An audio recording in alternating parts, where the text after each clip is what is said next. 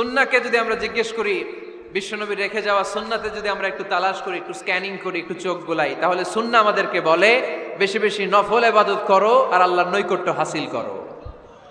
সুবহানাল্লাহ পড়বেন না? কোরআন বলেছে সেজদায় লুটিয়ে পড়ো। যা যা বললাম আমি ওঠার আগে জিজ্ঞেস করে আবার শুনে যাব, কারণ আমি মনে করি এটা ক্লাস। এটা কি ক্লাসে পড়া দেওয়া নেওয়া আছে না নাই? এতক্ষণ পড়ানোর পরে জিজ্ঞেস করার দরকার আছে না নাই? কোরআন বলছে কি আর সুন্নাহ কি বলে? নফল ইবাদত। আওয়াজ করে বলতে হবে, সুন্নাহ কি বলে? বুখারীর বর্ণনা, আল্লাহর হাবিব সাল্লাল্লাহু আলাইহি ওয়াসাল্লাম বলেন, মা ইয়াজালু আবদি ইয়াতাকাররাবু ইলাইয়া বিন-নওয়াফিল। বান্দা যত বেশি নফল ইবাদত করতে থাকে, করতে করতে করতে করতে বান্দা আমার কাছের নৈকট্য প্রাপ্ত বান্দা হয়ে যায়। হাত্তা উহিব্বাহু, এরপর আমি আমার বান্দারে এত ভালোবাসি, কুনতু সামআহুল্লাযী ইয়াসমাউ বিহি। বান্দা যখন শুনে সে তার নিজের কান দিয়ে শুনে না, আমি আল্লাহর কানে শুনে। কুনতু বাসরাহুল্লাযী ইউবসিরু বিহি। বান্দা যখন দেখে নিজের চোখে দেখে না, আমি আল্লাহর চোখে দেখে। ওয়া ইয়াদাহুল্লাতী ইয়াবতিশু বিহা। বান্দা যখন কিছু ধরে বান্দার হাতে ধরে না, আমি আল্লাহর হাতে ধরে। রিজলাহুল্লাতী ইয়ামশি বিহা। বান্দা যখন হেঁটে যায় ওর নিজের পায়ে হাঁটে না, কেমন যেন আমি আল্লাহর পায়ে হাঁটে। আওয়াজ করে বলতে হবে আল্লাহু আকবার। মানে আল্লাহ বুঝাতে চাইলেন আমি তখন তার কান হয়ে যাই, আমি তখন তার চোখ হয়ে যাই, আমি তখন তার হাত হয়ে যাই, আমি তখন তার পা হয়ে যাই। আমার আর তার মাঝে আর কোনো ফারাক থাকে না, সে আমার একেবারে নিকটে চলে আসে। আওয়াজ করে পড়েন সুবহানাল্লাহ। তাহলে বান্দা যখন নফল ইবাদত করে তখন বান্দার হাত আর বান্দার হাত থাকে না, ওইখানে আল্লাহর হাত যুক্ত হয়ে যায়। বান্দার পা থাকে না, সেখানে আল্লাহর পা যুক্ত হয়ে যায়। বান্দা যখন দেখে নিজ চোখে দেখে না, আল্লাহর দৃষ্টিশক্তি সেখানে যুক্ত হয়ে যায়। চিল্লায় বলেন ঠিক কি না? এজন্য নফল ইবাদত করতে রাজি আছেন তো? সুনানে তিরমিজির বর্ণনায় আল্লাহর হাবিব সাল্লাল্লাহু আলাইহি ওয়াসাল্লাম বললেন, হাদিসে কুদসি, কিয়ামতের দিন বান্দার যখন ফরজে ঘাটতি হবে, কিসে ঘাটতি হবে? ফরজে। আল্লাহ পাক বলবেন, উনজুরু হাল্লি আবদি মিন তাতাওয়ু। ও ফেরেশতারা, দেখো তো আমার বান্দা নফল করছে কিনা। ফরজে যেহেতু তার ঘাটতি, দেখো তো আমার বান্দার কোনো নফল ইবাদত আছে কিনা। ফেরেশতারা বলবে আছে। আল্লাহ বলবেন, তাহলে ফরজগুলার যেহেতু ঘাটতি, নফল থেকে কিছু এনে ফরজে বসাই দিয়ে ওগুলোর ফরজ বানায় দাও। এজন্য নফল ইবাদতের দরকার আছে না নাই? ফরজ তো করাই লাগবে, এটা কম্পালসারি, এটার মাফ নাই, এটা অব্লিগেটরি। নফল করে আল্লাহর কাছে যাওয়া যায়। নফল হচ্ছে ওভার টাইম। নফল ইবাদত কেমন?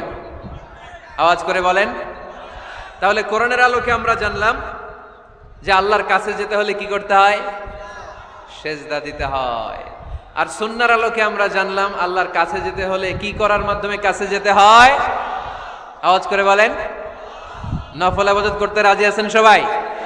সবচাইতে শ্রেষ্ঠ নফল ইবাদত হচ্ছে কোরআনের তেলাওয়াত, ঠিক কি না? আল্লাহর হাবিব সাল্লাল্লাহু আলাইহি ওয়াসাল্লাম বললেন, নফল ইবাদতের মাধ্যমে আল্লাহর কাছে যেতে চাও, নৈকট্যপ্রাপ্ত বান্দা হতে চাও, আফদলুল ইবাদাতি তিলাওয়াতুল কোরআন। সবচাইতে যত নফল ইবাদতের লিস্ট হতে পারে, এই লিস্টে র্যাঙ্কিং এ 1 নাম্বার থাকবে কোরআনের তেলাওয়াত। এই কোরআন তেলাওয়াত করতে রাজি আছেন তো? তাহলে কোরআন তেলাওয়াত করব। 2 নাম্বার তাহাজ্জুদের সালাত পড়ব। কিসের নামাজ? হুজুর ফজরই পড়তে পারি না। ফজরই যে ফজর পড়ে তার জন্যই না তাহাজ্জুদ, ঠিক কি না? ফজরই তো পড়তে পারি না, তাহাজ্জুদ করব কখন? তাহাজ্জুদ পড়লে আপনার মর্যাদা বাড়ায় দিবে কে? রাব্বুল আলামিন বলেন, ওয়া মিনাল লাইলি ফাতাহাজ্জাদ বিহি নাফিলাতান লাকা আসা আন ইয়াবআসাকা রাব্বুকা মাকামাম মাহমুদা। তাহাজ্জুদের নামাজ যারা পড়বে তাদের মর্যাদা বাড়িয়ে দেয় কে? কারণ ওই মুহূর্তে আল্লাহ প্রথম আকাশে নেমে আসেন আর ডাকে, আলা মিন মুস্তাগফিরিন আগফিরালা। কার ক্ষমা দরকার? ক্ষমা চা, ক্ষমা করে দেব। আলা মিন মুস্তাকসিন আকসুলা। কার খাবারের দরকার? পোশাকের দরকার? চাও, দিয়ে দেব। চাও, কার কি লাগবে? চাও, আমি দিয়ে দেব। এজন্য শেষ রাতের দোয়া আল্লাহ কবুল করে। এই যে রমজান আসতেছে না সামনে, কোন মাসে রমজান? এপ্রিলে। সেজদায়ে নত হও, অশ্রু ছাড়ো, প্রভুর শরণে হৃদয় গাড়ো। সেজদায়ে নত হও, অশ্রু ছাড়ো প্রভুর শরণে হৃদয় গাড়ো, প্রাণ খুলে সব ব্যথা বলো প্রভুকে, বলো প্রভুকে। রাত কি কেটে যাবে ঘুমে অলসে, রাত কি কেটে যাবে ঘুমে অলসে। তুমি কি জানবে না তোমার নিজেকে প্রভুকে, রাত কি কেটে যাবে ঘুমে অলসে। ঠিক কিনা? ঘুমে অলসে আমাদের রাত কেটে যায়, সেজদা দেওয়ার সময় নাই। কখন প্রভুর দরবারে হাজিরা দেব, কখন সেজদা দেব? আল্লাহর হাবিব সাল্লাল্লাহু আলাইহি ওয়াসাল্লাম বললেন, আকরাবু মা ইয়াকুনুল আবদু মির রাব্বিহি ওয়া হুয়া সাজিদ ফাকসিরু ফীহি দুআ। তোমরা যখন সেজদায় লুটিয়ে পড়ো তখন তোমরা আল্লাহর সবচাইতে কাছে চলে যাও, এজন্য ওই সময় বেশি বেশি আল্লাহর কাছে চেয়ে নাও। সুবহানাল্লাহ পড়েন। মনের যত আকুতি আছে, যত জ্বালা আছে, যত বেদনা, সেজদায় পড়ে আল্লাহরে বলার দরকার আছে না নাই? কারণ কেউ যেটা শোনে না, শোনে কে? পরীক্ষায় ভালো করতে চান, সেজদায় লুটিয়ে পড়ে আল্লাহরে বলেন। নেককার স্ত্রী চান, সেজদায় পড়ে আল্লাহরে বলেন। নেককার সন্তান চান, সেজদায় লুটিয়ে পড়ে আল্লাহরে বলেন। বিসিএস পরীক্ষায় টিকতে চান, সেজদায় লুটিয়ে পড়ে আল্লাহকে বলেন। পাসপোর্ট দিয়ে রেখেছেন, ভিসা হয় না, সেজদায় লুটিয়ে পড়ে আল্লাহরে বলেন। মনের যত জ্বালা, যত যন্ত্রণা, যত আকুতি, যত হাহাকার, সেজদায় লুটিয়ে পড়ে আল্লাহরে বলেন। কারণ আল্লাহর দরবার এমন দরবার, এই দরবার থেকে কেউ কোনোদিন খালি হাতে ফিরে না। চিল্লায় বলেন ঠিক কিনা? কেউ ফিরে না খালি হাতে আল্লাহরে তোর দরবারেতে, তাই না? পড়েন সবাই, কেউ ফিরে না। আকরাবু মা ইয়াকুনুল আবদু মির রাব্বিহি ওয়া হুয়া সাজিদ। বান্দা যখন সেজদায় লুটিয়ে পড়ে, বান্দা আল্লাহর সবচাইতে কাছে চলে যায়। এই কথাটা মনে থাকবে আপনাদের সবার। আমরা কখন আল্লাহর সবচেয়ে কাছে যাই? আওয়াজ করে বলেন। যখন আমরা সেজদায় পড়ে থাকি। আপাত দৃষ্টিতে মনে হয় সেজদাটা যখন দেই জায়নামাজের উপরে আমার কপালটা পড়ে, সেজদাটা যখন দেই মসজিদের টাইলসের উপরে আমার সেজদাটা পড়ে, সেজদাটা যখন দেই মনে হয় যে মসজিদের কাপড়ের উপর আমার কপালটা পড়ে। কিন্তু বিশ্বনবী বলেন না, তোমার কপালটা আল্লাহর কুদরতি পায়ের উপরে পড়ে। আকরাবু মা ইয়াকুনুল আবদু মির রাব্বিহি ওয়া হুয়া সাজিদ। বান্দা যখন সেজদায় লুটিয়ে পড়ে, বান্দা আল্লাহর সবচাইতে কাছে চলে যায়। তাহলে কোরআন আমাদেরকে জানালো, যদি আল্লাহর প্রিয় হতে চাও সেজদায় লুটিয়ে পড়ো। আল্লাহর প্রিয় হতে চাইলে কি করব? আওয়াজ করে বলেন কি করতে হবে? আল্লাহর হাবিব সাল্লাল্লাহু আলাইহি ওয়াসাল্লাম লম্বা সময় ধরে রাতে সেজদায় পড়ে থাকতেন। আল্লাহর হাবিব সাল্লাল্লাহু আলাইহি ওয়াসাল্লামের সাহাবারা সব সময় লম্বা লম্বা রুকু দিতেন, লম্বা লম্বা সেজদা দিতেন। কিন্তু আমরা রুকুর মধ্যে তাড়াহুড়ো করি, সেজদা দিতে যে তাড়াহুড়ো করি, এরকম আছে না নাই? নিমসার এলাকায় এরকম কেউ নাই আলহামদুলিল্লাহ। আপনারা তাড়াহুড়ো করেন? করবেন না আমার ভাইয়েরা। There is no rushing in সালাহ। সালাতে তাড়াহুড়ো নেই। There is no hastiness in সালাহ। সালাতে কোনো তাড়াহুড়ো নেই। সল্লু সালাতান মুআদ্দি। এমন ভাবে নামাজে দাঁড়াবেন মনে করবেন এটাই হতে পারে আমার জীবনের শেষ নামাজ, ঠিক কিনা? পারফর্ম দ্য সালাহ as if this is your last and final prayer. এমন ভাবে মুসল্লায় দাঁড়ান মনে করেন এটাই হতে পারে জীবনের শেষ নামাজ। This is my last chance. এখন বাজে 3:30। কেউ যদি বলে আসরের যে নামাজটা পড়বেন এটাই আপনার জীবনের শেষ নামাজ, ওই নামাজ আপনি তাড়াহুড়া করবেন? কথা বলেন। আরে কাঁদতে কাঁদতে আপনি শেষ। এত সুন্দর ওযু বানাবেন, এত সুন্দর আতর মেখে জায়নামাজ বিছিয়ে পাঞ্জাবিটা পরে আপনি নামাজে দাঁড়াবেন। রুকুতে কি সুন্দর রুকু করবেন, লম্বা সময় সেজদা করে চোখের পানি দিয়ে তো সেদিন আপনার জায়নামাজ আপনি ভিজিয়ে দিবেন, ঠিক কিনা? কেন এমনটা করবেন? কারণ আপনি জেনে গিয়েছেন এটাই আমার শেষ নামাজ, তাই না? তো প্রতিটা নামাজের সময় এই জিনিসটা ভাবলে সমস্যা কোথায়? আমরা যে আরো আধা ঘন্টা এখানকার সবাই বেঁচে থাকবো কোনো গ্যারান্টি আছে? আরো 10 মিনিট হায়াত পাবো, গ্যারান্টি? 5 মিনিট, 2 মিনিট শ্বাস যেটা নিলাম, ব্রেথ ইন করলাম, এটার ব্রেথ আউট করতে পারবো, কোনো গ্যারান্টি আছে? তো প্রতিটা সালাতের মুসল্লায় যখন দাঁড়াই এই চিন্তাটা আমাদের মাথায় আসে না কেন যে এটাই আমার শেষ নামাজ? সল্লু সালাতান মুআদ্দিন। আমার প্রিয় কুমিল্লাবাসী ভাইয়েরা, যখনই নামাজে আমরা দাঁড়াবো আমরা ভাববো হতে পারে এটাই আমার জীবনের শেষ নামাজ, এটাই জীবনের, ভাবা যাবে? আর লম্বা চূড়া রুকু করবেন, লম্বা সেজদা করবেন, রুকুতে পিঠটা সোজা রাখবেন। আল্লাহর হাবিব সাল্লাল্লাহু আলাইহি ওয়াসাল্লাম যখন রুকু করতেন পিঠটা থাকতো স্ট্রেট ফরওয়ার্ড, বাঁকাও না উঁচুও না, ওয়াকানা বাইনা যালিক। সাহাবারা বলতেন আল্লাহর হাবিব সাল্লাল্লাহু আলাইহি ওয়াসাল্লামের রুকুর পিঠের উপরে পানি ভর্তি কোনো গ্লাস রেখে দিলে গ্লাসটাও কাঁপবে না, পানিটাও পড়বে না। তার মানে বাঁকা ছিল পিঠ, তাই না? কি ছিল? সোজা। আবার আল্লাহর হাবিব সাল্লাল্লাহু আলাইহি ওয়াসাল্লাম বললেন সবচেয়ে বড় চোর যে নামাজে চুরি করে। সাহাবারা বললেন কাইফা ইয়াসরিকু ফিস সালাহ, নামাজে কেমনে চুরি করে? আল্লাহর হাবিব সাল্লাল্লাহু আলাইহি ওয়াসাল্লাম বললেন ইয়াসরিকু ফি রুকুইহি ওয়া সুজুদিহি, রুকু সেজদায় চুরি করে। এরকম নামাজ চোর আছে না নাই? রুকু থেকে সোজা হয়ে দাঁড়িয়ে কয়েক সেকেন্ড আপনি রিল্যাক্স করবেন। প্রথম সেজদা দিয়ে আপনি সোজা হয়ে বসে কয়েক সেকেন্ড রিল্যাক্স করবেন। কি করবেন? রিল্যাক্স। আওয়াজ করে পড়েন সবাই, রিল্যাক্স। নামাজে তাড়াহুড়ো নাই, সালাত হচ্ছে মেডিটেশন, রিল্যাক্স। এক সেজদা দিয়ে বসে আপনি রিল্যাক্স করবেন ধীরস্থির ভাবে, এরপরে দ্বিতীয় সেজদায় যাবেন। অনেকে সেজদা প্রথমটা দিয়ে কোন রকম মাথাটা তুইলেই আবার সেজদায় দৌড় মারে, আছে না নাই? রুকু থেকে স্ট্রেট ফরওয়ার্ড দাঁড়ানোর কথা, দাঁড়িয়ে 1-2 সেকেন্ড রিল্যাক্স করার কথা, ওইটা না করে রুকু থেকে কোন রকম মাথা তুলেই আবার সেজদায় দৌড় মারে, এরকম ডাকাত আছে না নাই? এরাই সালাত চোর।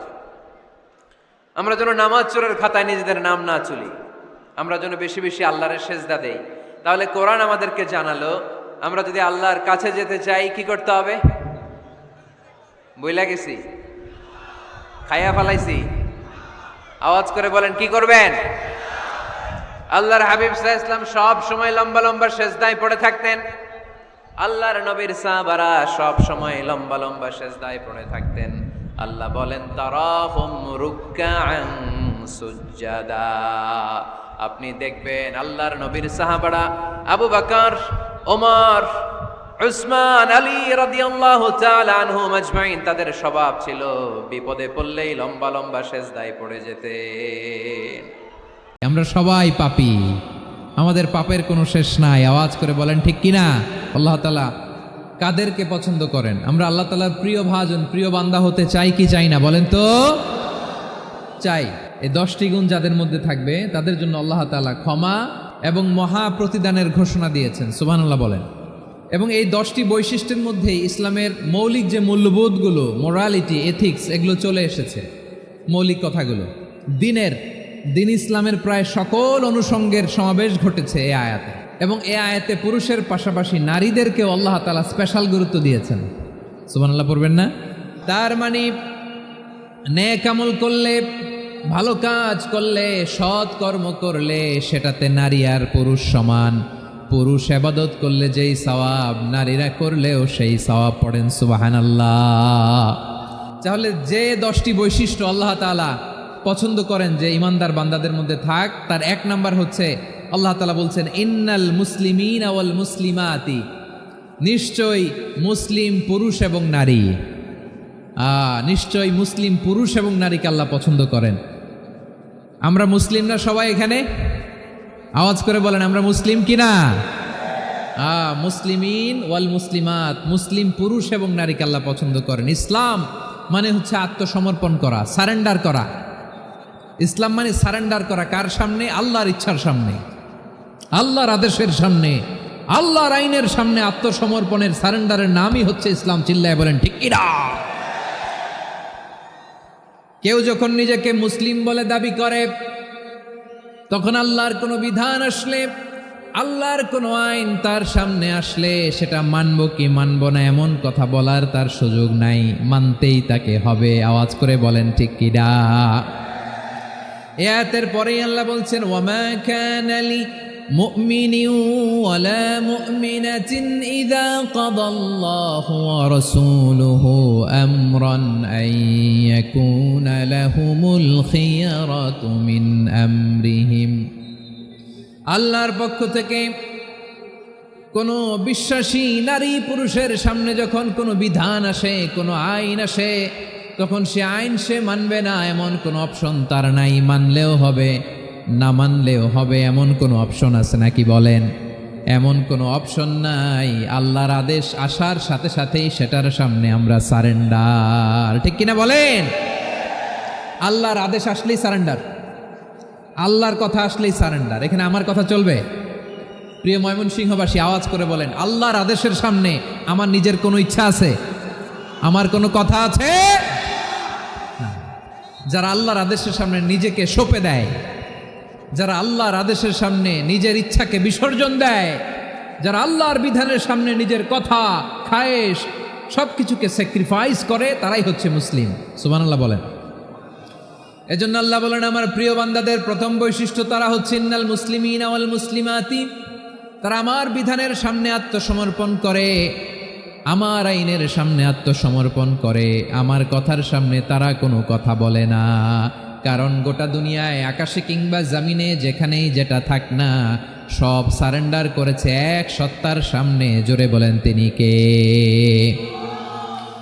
রব্বুল আলামিন বলেন, ওয়ালাহু আসলামা মান ফিস সামাওয়াতি ওয়াল আরদি তাওআন ওয়া কারহা ওয়া ইলাইহি ইউরজাউন। আকাশ কিংবা জমিনে যেখানেই যেটা থাকে না, সব কিছু সারেন্ডার করেছে একজনের সামনে। আওয়াজ করে বলতে হবে, তিনি কে? সব আল্লাহর সামনে সারেন্ডার করে, সারেন্ডার। আমরাও আল্লাহর ইচ্ছার সামনে সারেন্ডার। আল্লাহর কোনো বিধান দিয়ে যদি কেউ কোনো নসিহত করে, আপনি শুনবেন না? না রেগে যাবেন? আল্লাহর আইন দিয়ে যদি আপনাকে আদেশ করা হয়, উপদেশ দেয়া হয়, আপনি শুনবেন না? নাকি রিয়্যাক্ট করবেন? না, খবরদার, রিয়্যাক্ট করা যাবে না। আল্লাহর বিধানের সামনে বিশ্বাসী বান্দার কোনো অপশন থাকে না, কথা থাকে না। চিল্লায় বলেন, ঠিক কিনা? ঠিক যেমন সাইয়েদনা ইব্রাহিম আলাইহিস সালাম আত্মসমর্পণ করেছেন। আল্লাহ তাআলা বলেন, ইয ক্বালা লাহু রাব্বুহু আসলিম ক্বালা আসলামতু লিরাব্বিল আলামিন। যখন আল্লাহ সাইয়েদনা ইব্রাহিম আলাইহিস সালামকে বললেন, ও ইব্রাহিম, ইসলাম ধর্ম গ্রহণ করো, আত্মসমর্পণ করো, সারেন্ডার করো, আল্লাহর খালিল ইব্রাহিম আলাইহিস সালাম কোনো কথা চিন্তা না করে, ডানে বায়ে না তাকিয়ে, কোনো কিছু না ভেবে মুহূর্তেই বলে, আসলামতু লিরাব্বিল আলামিন। গোটা বিশ্বের রব আল্লাহর সামনে আমি ইসলাম ধর্ম গ্রহণ করলাম, সারেন্ডার করলাম। সুবহানাল্লাহ বলো। আল্লাহ বলতে দেরি, সারেন্ডার করতে দেরি নাই। এভাবে নিজেকে আল্লাহর সামনে সঁপে দিতে হবে। আবার সাইয়েদনা ইউসুফ আলাইহিস সালাম বললেন, তাওয়াফফানি মুসলিমান ওয়া আলহিকনি বিস-সালিহিন। ও আল্লাহ, মুসলিম হিসেবে তুমি আমাকে মৃত্যু দাও, আর নেককারদের সাথে তুমি একত্রিত হওয়ার তৌফিক দাও। তাহলে আত্মসমর্পণকারী হিসেবে আমরা বাঁচতেও চাই, মরতেও চাই, ঠিক কিনা বলেন? তাহলে 10টা বৈশিষ্ট্যের প্রথম বৈশিষ্ট্য হচ্ছে আমরা আল্লাহর সামনে সারেন্ডার করব। আল্লাহর আদেশের সামনে আমার কোনো অপশন নাই যে আমি এটা চয়েস করলেও পারি, না করলেও পারি, মানলেও পারি, না মানলেও পারি, এরকম অপশন এখতিয়ার কি আল্লাহ আমাকে দিয়েছে? না। সারেন্ডার। আল্লাহ তুমি যা বলেছ, আমান্না আমান্না আতা'না আমান্না আসলামনা, আল্লাহ মেনে নিলাম, শুনলাম, পালন করলাম। এটাই হচ্ছে মুসলিমের বৈশিষ্ট্য। আমার প্রিয় ময়মনসিংহের ভাইয়েরা, এই দুনিয়াতে সব নবীরা মুসলিম ছিলেন। সব নবীরা সাইয়েদনা ইব্রাহিম আলাইহিস সালামের মতো, ইউসুফ আলাইহিস সালামের মতো আল্লাহর আদেশের সামনে আত্মসমর্পণ করেছে। আল্লাহর সামনে নিজেকে সঁপে দিলেই সম্মান, আল্লাহর সামনে আত্মসমর্পণ করলেই ইজ্জত। ইসলামকে রেখে দিয়ে অন্য কোথাও ইজ্জত খুঁজলে আমাদেরকে বেইজ্জতি করে ছাড়বেন কে? এজন্য ওমর ফারুক রাদিয়াল্লাহু তাআলা আনহু বলতেন, নাহনু কওমুন আ'আজ্জানাল্লাহু বিল ইসলাম ফাইন বিতাগাইনাল ইজ্জাতা বিগাইরিহি আদাল্লানাল্লাহ। আমরা এমন জাতি, যে জাতিকে আল্লাহ তাআলা ইসলামের মাধ্যমে সম্মানিত করেছেন। ইসলাম ছাড়া অন্য কোথাও যদি আমরা সম্মান খুঁজি, আমাদেরকে বেইজ্জত করবেন কে? আমাদের সম্মান ইসলামে। ইসলাম সময়ের অপরিহার্য বাস্তবতা, অপরিহার্য বাস্তবতা। স্যামুয়েল হ্যান্টিংটন একটা বই লিখে গোটা বিশ্ব কাঁপিয়েছেন, দ্য ক্ল্যাশেস অফ সিভিলাইজেশন, সভ্যতার সংঘাত। এই পৃথিবীতে অনেক সভ্যতার উত্থান হয়েছে, পতন হয়েছে। দ্য ক্ল্যাশেস অফ সিভিলাইজেশন, সভ্যতার সংঘাত। স্যামুয়েল হ্যান্টিংটন একটা বই লিখে গোটা বিশ্ব কাঁপিয়েছেন। বিভিন্ন সভ্যতার উত্থান এই পৃথিবীতে ঘটেছে, আবার পতন হয়েছে। এই পৃথিবীতে এসেছে আর্য সভ্যতা, বৈদিক সভ্যতা, মেসোপটেমীয় সভ্যতা, মহেঞ্জোদারো সভ্যতা, সিন্ধু সভ্যতা, অনেক সভ্যতা। এখন চলতেছে পাশ্চাত্যের ডোমিনেশন, তারা এখন সুপার পাওয়ার। স্যামুয়েল হ্যান্টিংটন বলে এক সভ্যতা, এক সুপার পাওয়ার বেশি দিন প্রভাব খাটাতে পারে না। এই পাশ্চাত্যের এই সভ্যতারও একদিন কবর রচিত হবে, এটাও একদিন নিচে নামতে বাধ্য হবে। এরপরে এমন এক সভ্যতা দাঁড়াবে যে সভ্যতার পতাকার মধ্যে থাকবে লেখা লা ইলাহা ইল্লাল্লাহ। ওই সভ্যতার পতন পৃথিবীর কেউ করতে পারবে না। চিল্লায় বলেন ঠিক কিনা? সেটাই হচ্ছে ইসলাম। নাহনু কওমুন আ'আজ্জানাল্লাহু বিল ইসলাম, আমরা এমন জাতি যে জাতিকে ইসলাম দিয়ে সম্মানিত করেছে কে? ফাইন ইবতাগাইনাল ইজ্জাতা বিগাইরিহি আযান্নাল্লাহ। ইসলাম ছাড়া অন্য কোথাও যদি আমরা সম্মান তালাশ করি, আমাদেরকে আল্লাহ তাআলা অপমানিত করে ছাড়বেন।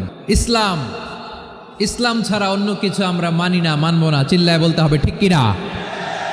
ইসলাম বিরোধী কোনো মতবাদ আমরা মানব না। চিল্লায় বলেন ঠিক কিনা? ইসলাম আছে, ইসলাম থাকবে। যারা ইসলামকে মাটির নিচে গেড়ে ফেলতে চায়, ওরা জানে না ইসলামের ধর্ম কি।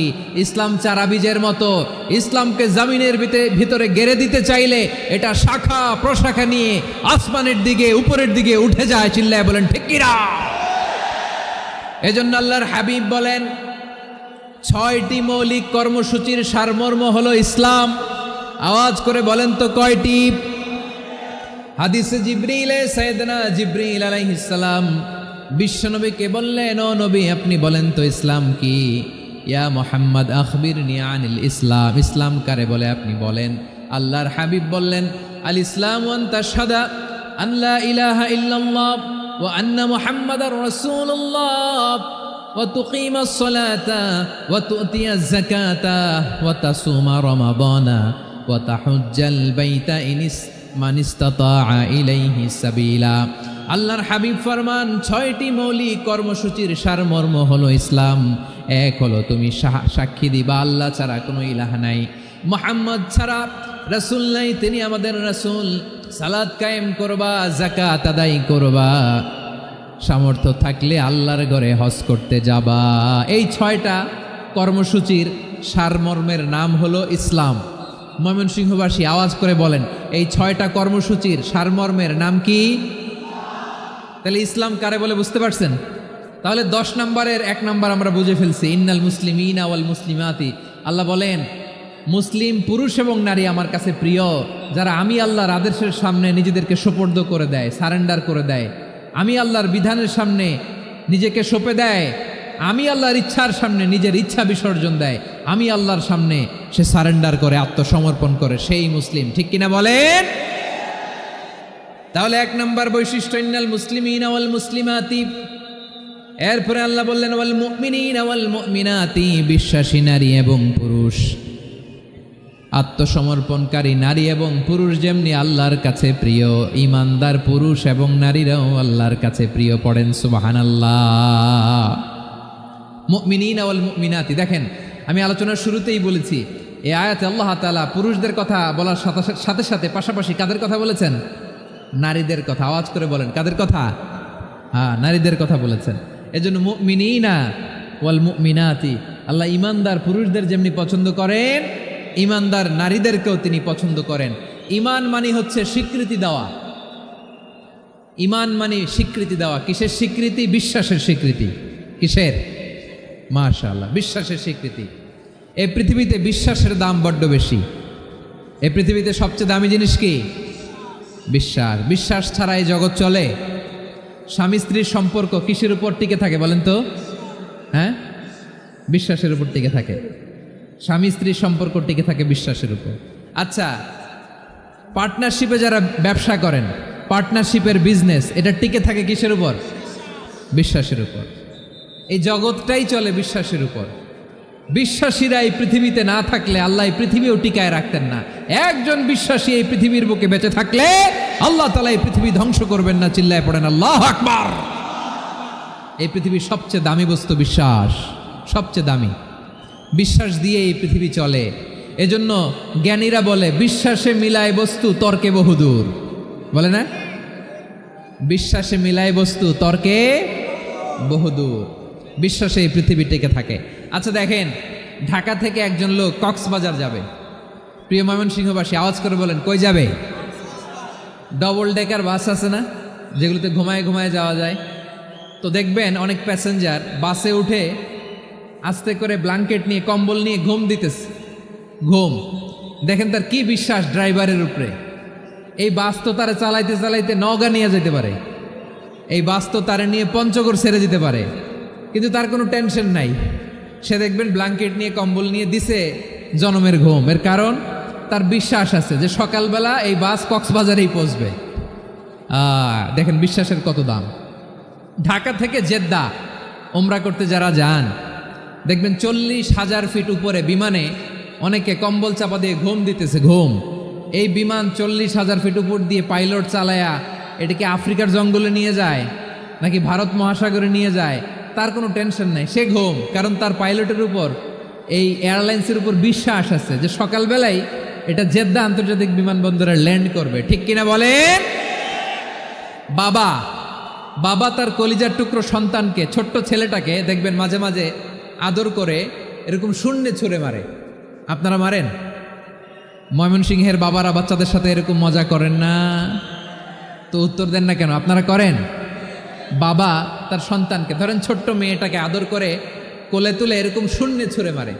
তো মেয়েটাকে শূন্যে ছুঁড়ে মারলে দেখবেন মেয়েটা খিলখিল করে হাসে, খিলখিল করে হাসে। ও যদি নিচে পড়ে ওর হাতও ভাঙবে, পাও ভাঙবে, তারপরেও হাসে। কেন হাসে?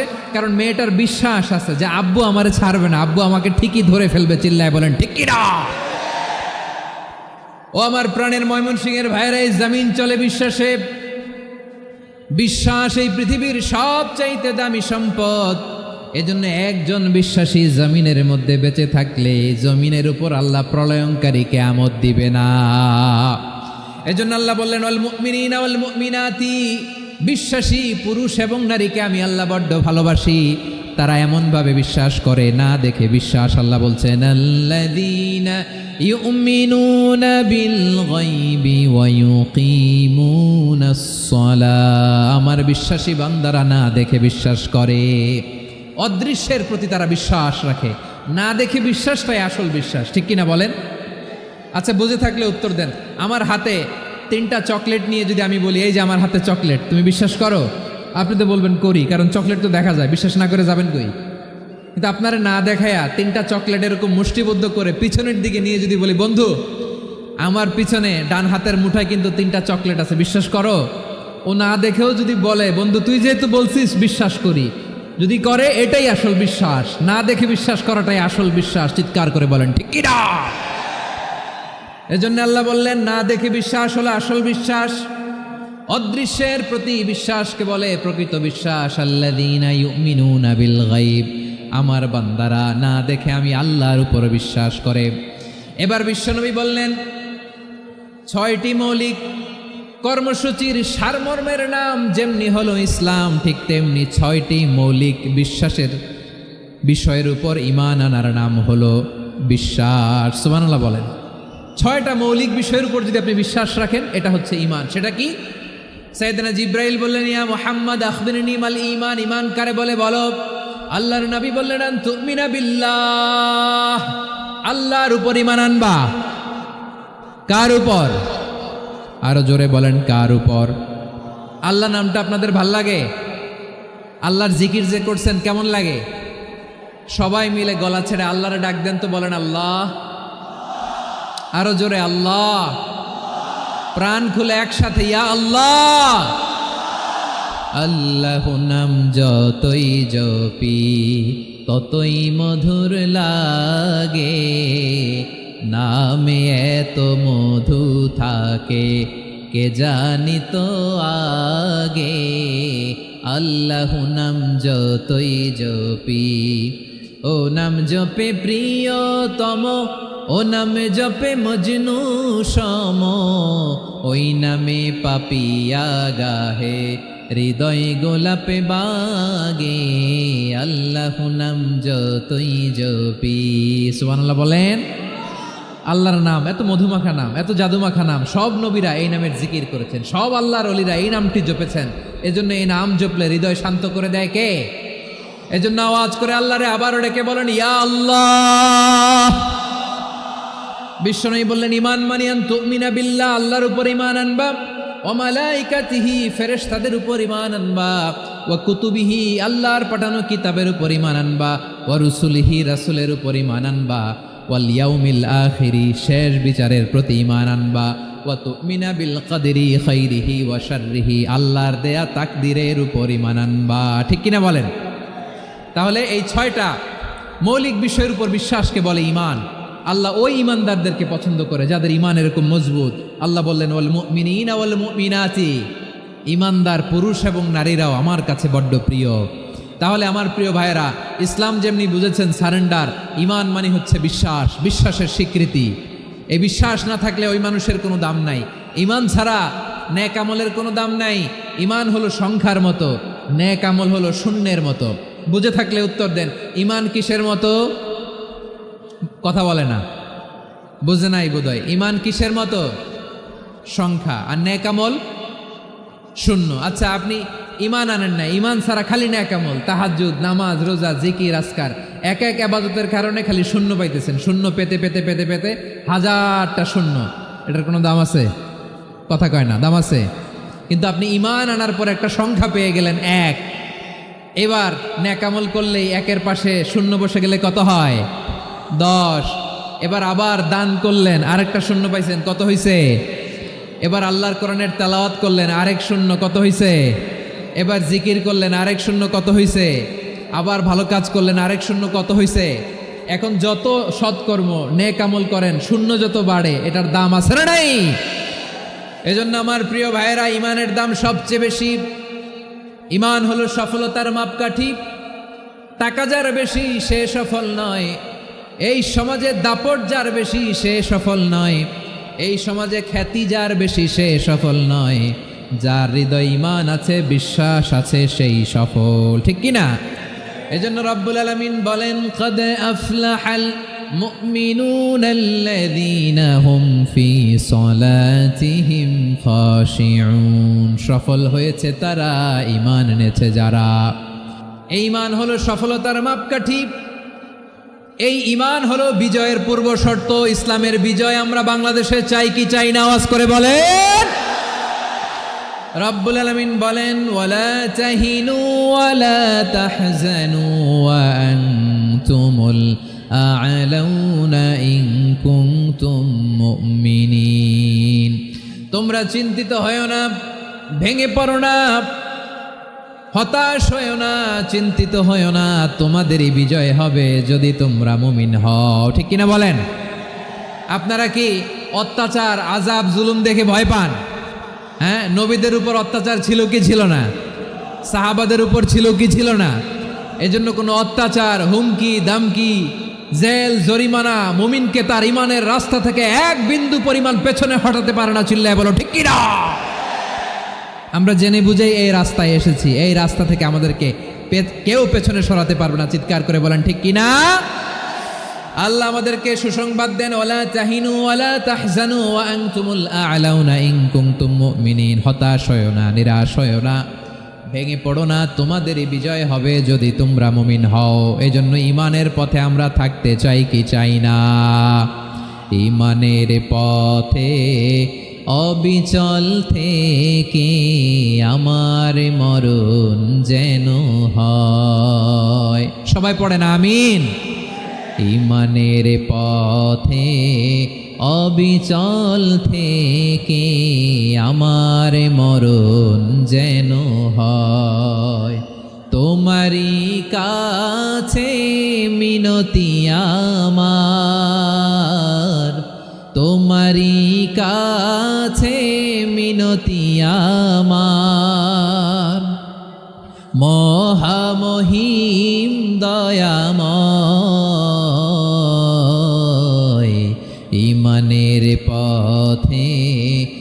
অবিচল থেকে আমার মরণ যেন হয়। পড়েন আমিন। তাহলে ইন্নাল মুসলিমিনা ওয়াল মুসলিমাতি, আল্লাহ বলে যে নারী এবং পুরুষ আমি আল্লাহর বিধানের সামনে আত্মসমর্পণ করে তাদের আমি ভালোবাসি। আবার যে নারী এবং পুরুষ আমার উপর আখিরাতের উপর নবীর উপর বিশ্বাস স্থাপন করে তাদেরকে আমি ভালোবাসি। বিশ্বাস হলো সবচাইতে দামি, ঠিক কি না?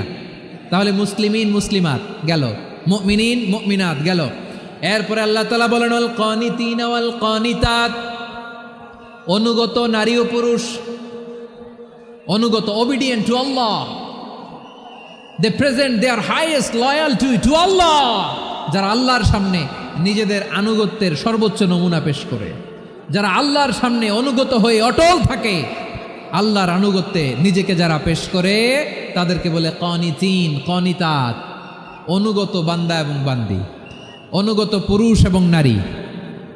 ওয়াল কানিতিন ওয়াল কানিতাত, অনুগত বান্দা বান্দিদেরকে আল্লাহ বড্ড ভালোবাসেন। আল্লাহ বলেন হাফিযু আলাস সালাওয়াতি ওয়াস সালাতিল ওয়ুসতা ওয়া কুমু লিল্লাহি কানিতিন, তোমরা নামাজগুলোকে যত্নের সাথে আদায় করো, বিশেষ করে মধ্যম নামাজ, আসরের নামাজ। আর আমি আল্লাহর সামনে যখন দাঁড়াবা, আমি আল্লাহর সামনে যখন দাঁড়াবা অনুগত হয়ে দাঁড়াবা। আল্লাহর সামনে নামাজে যখন দাঁড়াবো অনুগত হয়ে দাঁড়াবো। অনুগত, আনুগত্যের সর্বোচ্চ টুকুন আমরা আল্লাহর সামনে পেশ করব। কেমন করে নিজের আনুগত্য প্রকাশ করতে হয় প্রিয় ভাইয়ের, আসুন বিষ্ণু ঈসা ইসলামের জীবনী থেকে দেখি। আল্লাহর হাবিব রাহমাতাল লিল আলামিন কেমন করে তিনি আল্লাহর সামনে আনুগত্য পেশ করতেন। আম্মা জানা আয়েশা রাদিয়াল্লাহু তাআলা আনহা বলেন, কানা ইয়াকুমু মিনাল লাইলি হাত্তা তাতাফাত্তারা কদামা, আমার নবী তাহাজ্জুদের জায়নামাজে যখন দাঁড়াতেন এত লম্বা সময় দাঁড়িয়ে দাঁড়িয়ে তিনি কিয়াম করতেন, কেরাত পড়তেন। দাঁড়িয়ে থাকতে থাকতে থাকতে থাকতে আমার নবীর বরকতপূর্ণ, আমার নবীর মোবারক পা দুটো এইরকম ফুলে যেত। আমার নবীর পাগুলো ফুলে যেত দাঁড়িয়ে থাকতে থাকতে, বিষ্ণু ঈসা ইসলামের পা ফুলে যেত। আম্মা জান আয়েশা এটা খেয়াল করতেন। খেয়াল করে বলতেন, ইয়া রাসূলুল্লাহ কদ গফারাল্লাহু লাকা মা তাকদ্দামা মিন যামবিকা ওয়া মা তাআখার। ও নবী, নিজের দেহের উপর কেন এত কষ্ট দেন? কেন রাত জেগে এরকম তাহাজ্জুদের জায়নামাজে দাঁড়িয়ে থাকতে থাকতে পা দুটো আপনার ফুলে যায়? কেন কষ্ট করেন? আল্লাহ কি বলে নাই, ও নবী আপনার আগের গুনাহ মাফ, পরের গুনাহ মাফ? আসলে বিশ্বনবীর কোনো গুনাহই নাই। নবীরা মাসুম হয়, নিষ্পাপ হয়। তারপরে বিশ্বনবীর মর্যাদা স্ট্যাটাস বোঝানোর জন্য আল্লাহ বলেন, নবী আপনার আগের পরের সব গুনাহ আমি আল্লাহ মাফ করে দিলাম। আম্মা জানা এসে বলে, না নবী, আগের গুনাহ মাফ, পরের গুনাহ মাফ, আপনি মাসুম নিষ্পাপ, তারপরেও তাহাজ্জুদের জায়নামাজে কেন এত কষ্ট করেন? বিশ্বনবী জবাবে বলেন, আফালা উহিব্বু আন আকুনা আবেদান শাকুরা। ও আয়েশা, আমি কি শুকরগুজার বান্দা হব না? আমি কি শুকরগুজার হব না? আল্লাহ আমার সব মাফ করে দিছে, ঠিক আছে, আমার গুনাহ নাই, ঠিক আছে, কিন্তু আল্লাহর নাজ নেয়ামত ছাড়া তো এক মুহূর্ত আমার পক্ষে বেঁচে থাকা সম্ভব না। সে আল্লাহর নেয়ামতের শুকরিয়া হিসাবে আমার কি শুকরগুজার হওয়া উচিত না? আফালা উহিব্বু আন আকুনা আবদান শাকুরা, আমি কি শুকরগুজার বান্দা হব না? ও আমার ভাইয়েরা, বিশ্বনবী ঠিক এমনভাবে আনুগত্যের নমুনা দেখাতেন। এখানেই শেষ নয়। আম্মা জানা এসে বলেন, তাহাজ্জুদের জায়নামাজে দাঁড়িয়ে থাকতে থাকতে ফালাম ইয়াজাল ইয়াবকি হাত্তা বাল্লা লিহিয়াতাহু, আমার নবী কেরাত পড়তে পড়তে কাঁদতে কাঁদতে দাড়ি বেয়ে বেয়ে ওনার পানি ঝরতো। আরেক জায়গায় এসেছে হাত্তা বাল্লা হাজারাহু, নবীর জামা ভিজে যেত চোখের পানিতে। অন্য বর্ণনায় এসেছে হাত্তা বাল্লাল আরদা, সিজদায় লুটিয়ে পড়ে যখন বিশ্বনবী কান্না করতেন, বিশ্বনবীর চোখের পানি দিয়ে জমিন ভিজিয়ে যেত, জমিন ভিজিয়ে দিতেন। কি আনুগত্য, কি আনুগত্য! এরপরে নামাজ শেষে দোয়ার মধ্যে বিশ্বনবী বলতেন, আল্লাহুম্মা ইন্নী আবদুক, ও আমার আল্লাহ, আমি আপনার দাস। ওয়াবনু আবদিক, দাসের ঘরের দাস। ওয়াবনু আমাতিক, দাসীর ঘরের দাস। সুবহানাল্লাহ, কি বিনয়! দোয়াতে বলতেন, আল্লাহ আমি আপনার দাস। দাসের ঘরের দাস মানে আমার বাবা আব্দুল্লাহ আপনার দাস। দাসীর ঘরের দাস মানে আমার মা আমিনা আপনার দাস। সুবহানাল্লাহ। নাসিয়াতি বিয়াদিক, আমার মাথার চুলের ঝুঁটি আপনার হাতের মুঠোয়, আপনি যেখানে টানেন ওইখানে আমি যেতে বাধ্য। আপনি আমার চুল ধরে ডানে টান দিলে আমি ডানে যাই, বায়ে টান দিলে আমি বায়ে যাই, আমার কোনো ক্ষমতা নাই, সব ক্ষমতা আপনার। দেখেন, যেই নবীর কোনো গুনাহ নাই, উনি দোয়ার সময় বলতেন, আল্লাহ আমি আপনার দাস, দাসের ঘরের দাস, দাসীর ঘরের দাস, আমার মাথার চুলের ঝুঁটি আপনার হাতের কবজার ভিতরে, এদিকে টান দিলে আমি এদিকে যেতে বাধ্য, ওদিকে টান দিলে ওদিকে যেতে বাধ্য। যেই নবীর কোনো গুনাহ নাই, নামাজে দাঁড়িয়ে থাকতে থাকতে পা ফুলায় ফেলতেন। যেই নবী নিষ্পাপ, কোনো গুনাহ নাই, কাঁদতে কাঁদতে দাড়ি ভিজায় ফেলতেন, জামা ভিজায় ফেলতেন, সিজদায় পরে জামিন ভিজায় ফেলতেন। পড়েন সুবহানাল্লাহ। তাহলে আমাদেরকে কেমন অনুগত হওয়া উচিত? আমাদের তো গুনাহ নাই নাকি? বিশ্বনবীর যেমনি গুনাহ নাই, আমাদের তো গুনাহ নাই না? গুনাহ টুনা আছে আপনাদের? হ্যাঁ, যে বিশৃঙ্খলা করতেছেন, গুনাহ তো নাই আপনাদের? হ্যাঁ, গুনাহ আছে আমাদের? গুনাহ নাই কার? দেখি হাত তোলেন তো, যে হুজুর আমি কোনোদিন কোনো পাপ করি নাই, নিষ্পাপ, বেগুনা, মাসুম, জান্নাত থেকে পালায় আসছি। জান্নাত থেকে পালায় আসছেন এরকম কে আছেন দেখি তো? আছে এরকম কেউ? আছে? নাই। আমরা সবাই পাপী, আমাদের পাপের কোনো শেষ নাই। আওয়াজ করে বলেন ঠিক কিনা? তাহলে আসুন আমরাও বিশ্বনবীর মতো অনুগত হই, অনুগত হয়ে আল্লাহর কাছে চাই। এই যে আল কানিতিনা ওয়াল কানিতাতি, মানে অনুগত বান্দা এবং বান্দি। আমরা দোয়ায় কুনুত পড়ি না? কুনুত কোন নামাজে? কোন নামাজে? বিতরের নামাজে কি দোয়া পড়ি? দোয়ায়ে কুনুত। এই কুনুত থেকে ওয়াল কানিতিনা ওয়াল কানিতাত, তাফসীর বুঝে নেন। কুনুত থেকে কানিতিনা ওয়াল কানিতাত। তাহলে দোয়ায়ে কুনুত হচ্ছে বিনীত হয়ে, অনুগত হয়ে আল্লাহর কাছে চাওয়া। আমরা তখন দাঁড়িয়ে বলি, আল্লাহুম্মা ইয়্যাকা না'বুদু ওয়া লাকা নুসাল্লি ওয়া নাসজুদ ওয়া ইলাইকা নাসআ ওয়া নাহফিদ নারজু রাহমাতাকা ওয়া নাখশা আযাবাকা ইন্না আযাবাকাল জিদ্দা বিল কুফফারি মুলহিক।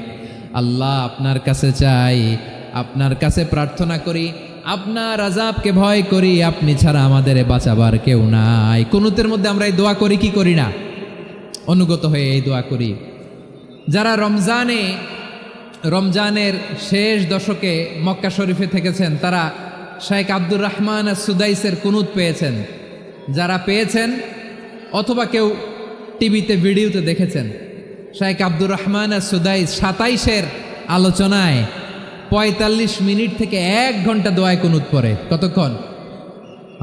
আল্লাহুম্মা হদিনা ফিমান হাদাইত ওয়া আফিনা ফিমান আফাইত ওয়া তাওয়াল্লানা ফিমান তাওয়াল্লাইত ওয়া বারিক লানা ফিমা আ'তাইত ওয়া কিনা ওয়াসরিফ আন্না বিরহমাতিকা শাররা মা কাদাইত ফাইন্নাকা তাকদি বিল হাক্কি ওয়া লা ইয়াকদা আলাইক। এমন ভাবে হেরেম শরীফে মক্কায় শেখ আব্দুর রহমান সুদাইস দাঁড়িয়ে হাত তুলে লক্ষ লক্ষ উমরা পালনকারীদেরকে নিয়ে এক মুনাজাত ধরে কাঁদতে কাঁদতে মানুষ বেহুশ হয়ে যায়। দোয়ার কথা শুনে গায়ের লোম খাড়া হয়ে যায়, হৃদয় বিগলিত হয়ে যায়, চোখ দিয়ে দাঁড় দাঁড় করে পানি নামতে থাকে। 27-এর রাতে মক্কায় শেখ আব্দুর রহমান সুদাইসের দোয়ায় কুনুত যদি শোনেন, অনুগত হয়ে আল্লাহর কাছে চাওয়াকে বলে কুনুত। আল্লাহ বলেন, আল কানিতিনা ওয়াল কানিতাতি, অনুগত বান্দাদেরকে আমি পছন্দ করি। আমার 3 নাম্বার পছন্দনীয় বান্দা হলো অনুগত নারী ও পুরুষ। সুবহানাল্লাহ পড়েন। তাহলে 10টার মধ্যে 3টা চলে গেল। কয়টা? তাহলে 1 নম্বরে আমরা আল্লাহর কাছে আত্মসমর্পণ করলাম, মুসলিমিন মুসলিমাত। 2 নম্বরে মুমিনিন মুমিনাত, বিশ্বাসের স্বীকৃতি দিলাম। 3 নম্বরে কানিতিন কানিতাত, আল্লাহর সামনে অনুগত হয়ে দাঁড়ালাম, দোয়া করলাম। 4 নম্বরে সাদিকিন সাদিকাত, সত্যবাদী নারী ও পুরুষ। সত্যবাদী নারী ও পুরুষ। ইসলাম আমাদেরকে সত্যবাদী হতে বলে। কি বলে? সত্যবাদী হতে বলে। মিথ্যা বলতে নিষেধ করে, কারণ মিথ্যা সবচেয়ে বড় পাপ, সব পাপের বাপ। সব পাপের বড় পাপ হচ্ছে মিথ্যা। একটা মিথ্যা বললে ওইটারে ঢাকতে আরো 10টা মিথ্যা বলা লাগে, ওইটারে গোজামিল দিতে আরো 30টা মিথ্যা বলা লাগে, কি লাগে না? আর কোনোদিন মিথ্যা বলবেন? মিথ্যার সাথে আমাদের সম্পর্ক নাই। আওয়াজ করে বলেন, মিথ্যার সাথে আমাদের সম্পর্ক নাই। কিন্তু আমাদের সমাজে মিথ্যা আছে না নাই? হ্যাঁ, ময়মনসিংহবাসী মিথ্যা বলে না, সত্য বলে নাকি? মাশাআল্লাহ মাশাআল্লাহ। এখন মোবাইল ফোনের কারণে মিথ্যা আরো বেড়ে গেছে। বিছানায় শুয়ে আছে, অফিস থেকে ফোন দিছে, আপনি কোথায়? কয় স্যার জ্যামে আটকে আছি। জ্যামে আছে না নাই? আসলে কোথায়? হ্যাঁ, বিছানায়। দেশের ভেতরে আছে। ফোন করছে একজন, বলে আমি একটু জরুরি কাজে দেশের বাইরে এসেছি। আছে না নাই? এরকম মিথ্যা কথা, মিথ্যা আশ্বাস, আমাদের নেতারা জনগণকে মিথ্যা আশ্বাস দেয় কি দেয় না? সব নেতারা দেয় তা বলি না, কিন্তু অনেকেই দেয়। এই মিথ্যা আশ্বাস যেন আমরা না দেই। সমাজে মিথ্যা বয়ান আছে না নাই? মিথ্যা ন্যারেটিভ আছে না নাই? আদালতে মিথ্যা সাক্ষী আছে না নাই? ওই সাক্ষীর উপর ভিত্তি করে মিথ্যা রায় আছে না নাই? ওই মিথ্যা সাক্ষীর উপর ভিত্তি করে আমরা এদেশে যাবজ্জীবন দেখেছি, এদেশে ফাঁসির কাস্টে ঝুলানোর নাটক মঞ্চায়ন করতে দেখেছি। আওয়াজ করে বলেন ঠিক কিনা?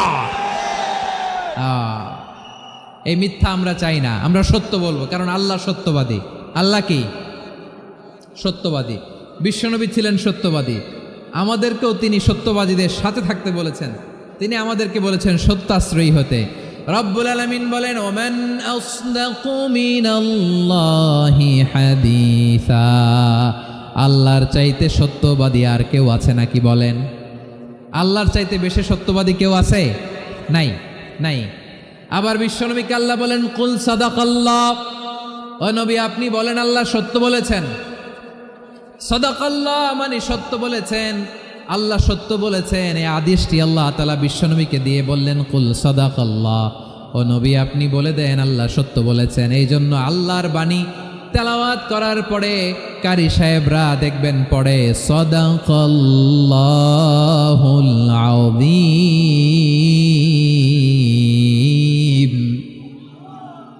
কোরআন তেলাওয়াতের পরে কারি সাহেবরা বলে না সাদাকাল্লাহুল আযীম, এর কারণ আল্লাহ তাআলা কোরআনেই বলেছেন কুল সাদাকাল্লাহ, হে নবী আপনি বলুন আল্লাহ সত্য বলেছেন। এজন্য আল্লাহর বাণী তেলাওয়াতের পরে কারীরা বলে সাদাকাল্লাহুল আযীম, মহান আল্লাহ তাআলা তিনি সত্য বলেছেন। এটা বলা আবশ্যক না, সুন্নাতও না, এটা জায়েজ, চাইলে বলা যায়। তার মানে আল্লাহ তাআলা সত্যবাদী, আমার নবীও ছিলেন সত্যবাদী, আল্লাহর হাবিব ছিলেন as-সাদিকাল আমিন, সত্যবাদী, আমানতদার। আমার নবীর চাইতে বেশি আমানতদার মক্কায় কেউ ছিল না, আল্লাহর হাবিবের চাইতে বেশি আমানতদার কেউ ছিল না, তার চাইতে সত্যবাদী কেউ ছিল না। আমার নবী ওনার গোটা জিন্দিগিতে একটা মিথ্যাও বলে নাই। সুবহানাল্লাহ পড়েন। আল্লাহর হাবিব রাহমাতাল লিল আলামিন উনি জিন্দেগিতে কখনো একটা মিথ্যা বলেছেন? কথা কি শুনতেছেন? হ্যাঁ শুনতেছেন? আল্লাহর নবী জীবনে কোনোদিন মিথ্যা বলছেন? না, বলেন নাই। যখন আকাশ থেকে আয়াত নাজিল হলো আনজির আশিরাতাকাল আকরাবিন, ও নবী আপনি নিকটাত্মীয়দের সতর্ক করেন, দাওয়াত দেন। আল্লাহর নবী সাফা পাহাড়ের চূড়ায় চলে গেলেন, ডাক দিলেন, সবাইরে বললেন, ও আমার জ্ঞাতি গোষ্ঠীর লোকেরা, আমি যদি বলি এই পাহাড়ের পেছনে একদল ঘোর সওয়ার তোমাদের উপর আক্রমণ করবার জন্য, অ্যাটাক করার জন্য অপেক্ষা করছে, তোমরা আমার কথা বিশ্বাস করবে নাকি? এলাকার লোকেরা বলল, অবশ্যই বিশ্বাস করব। বিশ্বনবী বললেন, আমি যদি বলি পাহাড়ের পেছনে একদল ঘোড়সাওয়ার তোমাদেরকে অ্যাটাক করবে, বিশ্বাস করবা? আকুনতুম মুসাদ্দিকিয়া? এলাকার লোকেরা বলল, অবশ্যই বিশ্বাস করব, কারণ মা জাররাবনা আলাইকা ইল্লা সিদকা, মুহাম্মদ আমরা জীবনে তো কোনোদিন তোমার মিথ্যা বলতে শুনি নাই, তো তুমি যাই বলবা তাই বিশ্বাস করব। We have never ever experienced a single lie from you, আমাদের জীবনে একটাও মিথ্যা কথা তোমার জীবনে তোমার মুখ দিয়ে বলতে শুনি নাই। সুবহানাল্লাহ পড়েন। এই ময়মনসিংহের কোনো ছেলে এখানে যদি দাঁড়ায় স্টেজের মধ্যে, সবাই বলবে এই ছেলেটা এত ভালো, এর জীবনে একটা মিথ্যা আমরা শুনি না। এরকম কোনো ছেলে পাওয়া যাবে? হ্যাঁ, ঝামেলায় পড়ে, পেশালে পড়ে, যেই কোনোভাবে আমরা কখনো না কখনো কোনো মিথ্যা বলে ফেলছি, ঠিক কিনা বলেন? আল্লাহ মাফ করুক। কিন্তু বিশ্বনবী সাফা পাহাড়ের চূড়ায় যখন বললেন, আমি যদি বলি একদল তোমাদের অ্যাটাক করবে, মানবা? বিশ্বাস করবা? সবাই বলে করব, কারণ আমরা জীবনে তোমার মিথ্যা বলতে শুনি নাই। সুবহানাল্লাহ কইবেন না? পুরো এলাকাবাসী যদি এই কথাটা বলে, এই কথাটা একজন মানুষের জন্য কত বড় সার্টিফিকেট আপনি কল্পনা করতে পারেন? আমার নবী ওনার গোটা জিন্দিগিতে একটা মিথ্যা বলে নাই। আওয়াজ করে বলেন আল্লাহু আকবার। তার মানে আমার আল্লাহ সত্যবাদী, আমার নবীও ছিলেন সত্যবাদী, আমাদেরকেও তিনি সত্যবাদীদের সাথে মিশতে বলেছেন। রব্বুল আলামিন বলেন, ইয়া আইয়ুহাল্লাযীনা আমানু কুনু মা'আস সাদিকিন, ওহে বিশ্বাসীরা, মিথ্যাবাদীদের সাথে তোমরা মিশো না, সত্যবাদীদের সাথে থাকো। সুবহানাল্লাহ বলেন। এবার বলেন আমরা কাদের সাথে থাকবো? মিথ্যাবাদীদের সাথে না সত্যবাদী? আমরা বন্ধু বানাবো কাদের? মিথ্যাবাদীদের না সত্যবাদীদের? আমরা সাপোর্ট করব কাদের? মিথ্যাবাদীদের না সত্যবাদীদের? মনে থাকবে ইনশাআল্লাহ, বলেন সবাই। আবার আল্লাহর হাবিব বলেন আলাইকুম বিসসিদকি ফাইন্নাস সিদকা ইয়াহদি ইলাল বিররি ওয়া ইন্নাল বিররা ইয়াহদি ইলাল জান্নাত। তোমাদের উচিত সত্যাশ্রয়ী হওয়া, কারণ সত্য মানুষকে পুণ্যের পথ দেখায় আর পুণ্য মানুষকে জান্নাতের পথ দেখায়। ওয়া ইয়াকুমুল কাযিবা, তোমাদের উচিত মিথ্যা থেকে বেঁচে থাকা। ফাইন্নাল কাযিবা ইয়াহদি ইলাল ফুজুর, মিথ্যা মানুষকে পাপের পথ দেখায়। ওয়া ইন্নাল ফুজুরা ইয়াহদি ইলান নার, পাপ মানুষকে জাহান্নামের পথ দেখায়। ঠিক কিনা বলেন? সত্য পুণ্যের পথ দেখায়, পুণ্য জান্নাতের পথ দেখায়, মিথ্যা পাপের পথ দেখায়, পাপ জাহান্নামের পথ দেখায়। রাস্তা দুইটা, ডানে আর বায়ে। ডানের রাস্তা চলে গেছে জান্নাতুল ফেরদাউসে, বায়েরটা চলে গেছে জাহান্নামে। এবার দ্য ডিসিশন ইজ ইয়োর, সিদ্ধান্ত আপনার, আপনি কোন রাস্তায় চলবেন, ডানে না বায়ে? আওয়াজ করে, ডানে না বায়ে? এজন্য আল্লাহ বলেন সাদিকিনা ওয়াস সাদিকাতি, সত্যবাদী নারী ও পুরুষকে আমি বড্ড পছন্দ করি। কয়টা গেল? চারটা চলে গেল। 5 নম্বরে আল্লাহ বললেন ওয়াস সাবিরিনা ওয়াস সাবিরাতি, ধৈর্যশীল নারী এবং পুরুষদেরকে আমি পছন্দ করি। আল্লাহু আকবার। মুসলিমিনা মুসলিমাতি, মুমিনিনা মুমিনাতি, কানিতিনা কানিতাতি, সাদিকিনা সাদিকাতি। এবার আসছে সাবিরিনা সাবিরাতি, ওয়াস সাবিরিনা ওয়াস সাবিরাত, ধৈর্যশীল। আমরা ধৈর্যশীল হতে চাই কি চাই না? আপনাদের ধৈর্য আছে? হ্যাঁ আছে? বিপদে ধৈর্য ধারণ করতে পারেন? আল্লাহ তাআলা তুমি আমার ভাইদেরকে ধৈর্য দাও, বলেন আমিন। ধৈর্য ধারণ করার শক্তি দাও গো মেহেরবান, আমায় দাও গো মেহেরবান, পড়েন আমিন।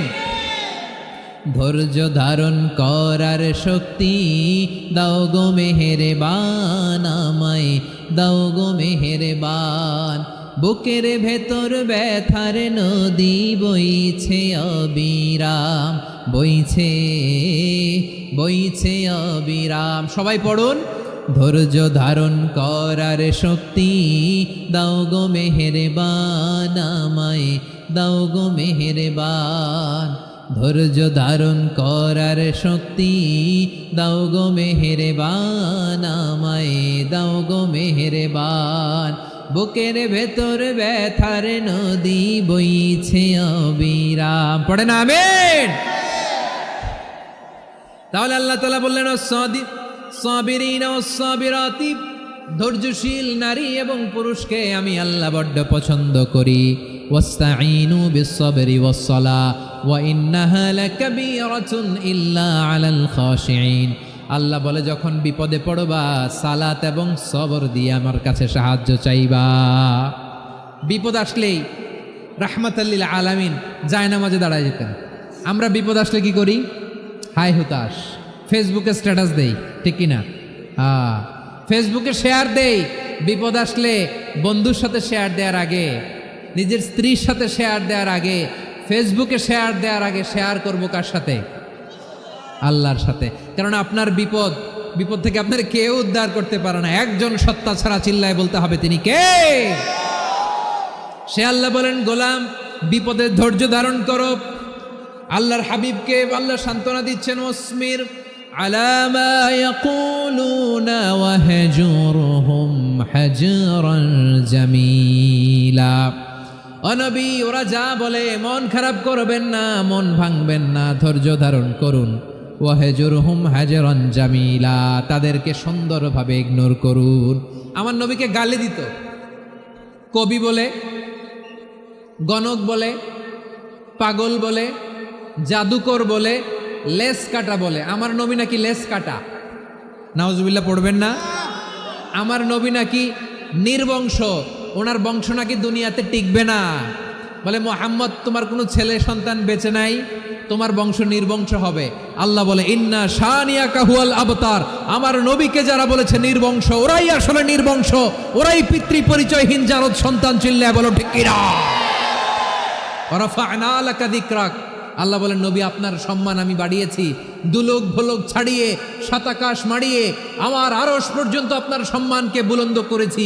যেখানেই আমার নাম নেওয়া হয় সেখানেই আমার নবীর নাম আছে, নাই? এজন্য বিশ্বনবীরে তারা গালি দিত। বিশ্বনবী যেন গালি শুনে মন খারাপ না করে আল্লাহ বলেন, নবী ওয়াসবির আলা মা ইয়াকুলুন, ওরা যা বলে বলুক, আপনি মন খারাপ করবেন না। আমার নবীরে কাফিরেরা যেমনি গালি দিত, এই যুগে আমাদেরকেও গালি দেয় এমন কিছু লোক আছে না নাই? আমার নবীকে গালি দিত গণক, জাদুকর, এরপর গালি দিত পাগল, নির্বংশ বলে, আর আমাদেরকে গালি দেয় মৌলবাদী বলে, আমাদেরকে গালি দেয় রাজাকার বলে। রাজাকার শব্দটা তো এখন একটা অ্যাওয়ার্ড হয়ে গেছে, অ্যাওয়ার্ড। রাজাকার রাজাকার গালি দেওয়ার দিন শেষ। কি দিন আসলো, সুবহানাল্লাহ কইবেন না? আল্লাহ তো আমাদেরকে দেখাইছে, রাজাকার শব্দটা এখন একটা অ্যাওয়ার্ড হয়ে গেছে। সুবহানাল্লাহ, সুবহানাল্লাহ। পরিস্থিতি পাল্টে দিতে আল্লাহর সময় লাগে না, চিল্লায় বলেন ঠিক কি না? আমাদেরকে বলে মৌলবাদী। আমরা আসল কথা বলি, ভালো কথা বলি, দেশপ্রেমের কথা বলি, আমরা জনগণের কথা বলি, আমরা মা মাটি ও মানুষের কথা বলি, আমরা ইসলামের কথা বলি, আমরা দেশের সমৃদ্ধির কথা বলি। এজন্য আমাদেরকে বলে মৌলবাদ। আবার আমাদেরকে বলে ধর্ম ব্যবসায়ী, আছে না নাই? আমরা ধর্মের সত্য কথা প্রচার করি, যেটা দেশের ভালো, জনগণের ভালো, সেটা উপস্থাপন করি, আমাদেরকে বলে ধর্ম ব্যবসায়ী। আমার প্রিয় ভাইরা, যারা ইসলামের কথা বলে, যারা কোরআনের কথা বলে, এরা ধর্ম ব্যবসায়ী নয়। খবরদার, আলেমদের বিরুদ্ধে দাঁড়াবেন না। আলেমদের পক্ষে থাকলে আপনার জীবন উজালা করে দিবে কে? কোন আলিমান আও মুতাআল্লিমান আও মুত্তাবিআন আও মুহিব্বান ওয়ালা তাকুনিল খামিস ফাতাহলিক। হয় আলেম হও, নয় আলেমের ছাত্র হও, নয় আলেমকে মহাব্বত করো, নয় আলেমকে সাপোর্ট করো। এই চারটা করো, 5 নাম্বার হয়েও না, আলেম বিদ্বেষী হয়েও না, তাহলে দুনিয়াও শেষ, আখিরাতও শেষ। চিল্লায় বলো ঠিক কি না? খবরদার, নিজেকে ইসলামের বিরুদ্ধে দাঁড় করাবেন না। এদেশের আসল পরিচয় ইসলাম। এদেশের আসল পরিচয় কি? আওয়াজ করে বলতে হবে, এদেশের আসল পরিচয়। এদেশে আজান শুনে সূর্য ওঠে শহর গ্রামে, এদেশে আজান শুনে সূর্য ডোবে সন্ধ্যা নামে, এদেশে সকল কাজে সবাই বলে বিসমিল্লাহ, এদেশে ভালো কিছু দেখে শুনে হাসি মুখে সবাই বলে মাশা আল্লাহ, সুবহানাল্লাহ, সুবহানাল্লাহ, সুবহানাল্লাহ, সুবহানাল্লাহ, সুবহানাল্লাহ। ঠিক কিনা বলেন? ও নবীন তরুণ, তোমার কিসের এত ভয়? জেনে রেখো বাংলাদেশের আসল পরিচয়। এদেশের আসল পরিচয় ইসলাম। প্রিয় ময়মনসিংহ, গলা ফাটিয়ে বলো, এদেশের আসল পরিচয় কি? এদেশে পরস্পরে দেখা হলে দেয় সালাম, এদেশে আমজনতার হৃদয় জুড়ে পাক কালাম। ঠিক কিনা বলেন? এদেশে পরস্পরে দেখা হলে দেয় সালাম, এদেশে আমজনতার হৃদয় জুড়ে পাক কালাম, এদেশে খারাপ হলে সর্বজনে সর্বক্ষণে দোয়া পড়ে ইন্না লিল্লাহ, সুবহানাল্লাহ, সুবহানাল্লাহ, সুবহানাল্লাহ, সুবহানাল্লাহ। এদেশে আজান শুনে সূর্য ওঠে শহর গ্রামে, এদেশে আজান শুনে সূর্য ডুবে সন্ধ্যা নামে, এদেশে সকল কাজে সবাই বলে বিসমিল্লাহ, এদেশে ভালো কিছু দেখে শুনে হাসি মুখে সবাই বলে মাশা আল্লাহ, সুবহানাল্লাহ। সবাই পড়েন সুবহানাল্লাহ, সুবহানাল্লাহ, সুবহানাল্লাহ, সুবহানাল্লাহ, সুবহানাল্লাহ, সুবহানাল্লাহ, সুবহানাল্লাহ, সুবহানাল্লাহ। এদেশের আসল পরিচয় ইসলাম। চিৎকার করে বলতে হবে, এদেশের আসল পরিচয় কি? এজন্য রব্বুল আলামিন বলেন, ওয়াসবির আলা মা ইয়াকুলুনা ওয়াহজুরহুম হাজরান জামিলা। ও নবী, ধৈর্য ধারণ করেন, ওরা যাই বলুক আপনি মন খারাপ করবেন না, ওদেরকে আপনি ইগনোর করেন, ওদেরকে দাম দেওয়ার দরকার নাই। ধৈর্যই আমাদের শক্তি, ধৈর্যই আমাদের সম্বল, ঠিক কিনা? আমার প্রিয় ময়মনসিংহবাসী, ধৈর্য এমন একটা গাছ, আমার দিকে তাকান, খেয়াল করে শোনেন, জরুরি কথা। ধৈর্য এটা এমন একটা গাছ যেই গাছের চারিদিকে কাটা, কিন্তু এই গাছের ফলটা বড় মিষ্টি। ধৈর্য এমন একটা গাছ যে গাছের চারিদিকে কাটা, কিন্তু এই গাছের ফল বড় মিষ্টি, সুমিষ্ট। ধৈর্য যদি ধরতে পারেন, এর ফলাফল দিব কে? আমরা 16 বছর ধৈর্য ধরছি না? এই ফলাফল আমাদেরকে আরশের উপর থেকে দান করেছে কে? বিপদ আসবে, জুলুম আসবে, একটু ধৈর্য ধারণ করবেন, ফলাফল পেয়ে যাবেন, ঠিক কিনা বলেন?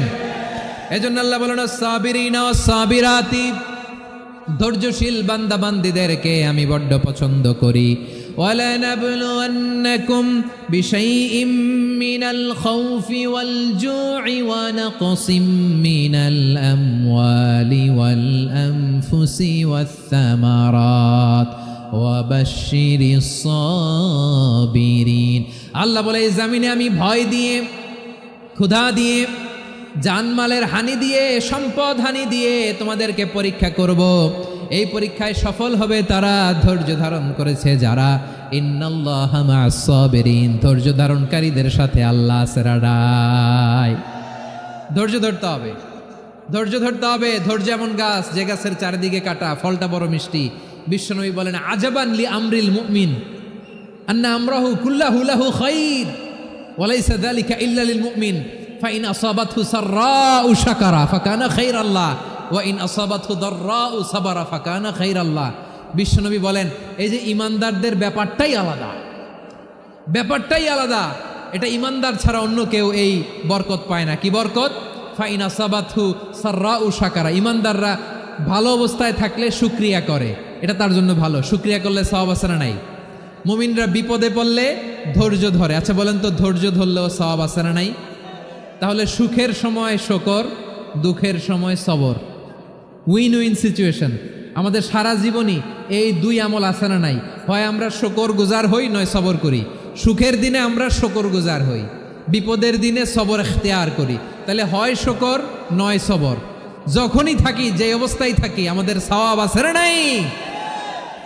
আবার আল্লাহর নবী আল্লাহর কাছে দোয়া করতেন, আল্লাহুম্মা জাআলনি শাকুরা ওয়া জাআলনি সাবুরা ওয়া জাআলনি ফি আইনি সাগীরা ওয়া ফি আ'য়ুনিন নাসি কাবীরা।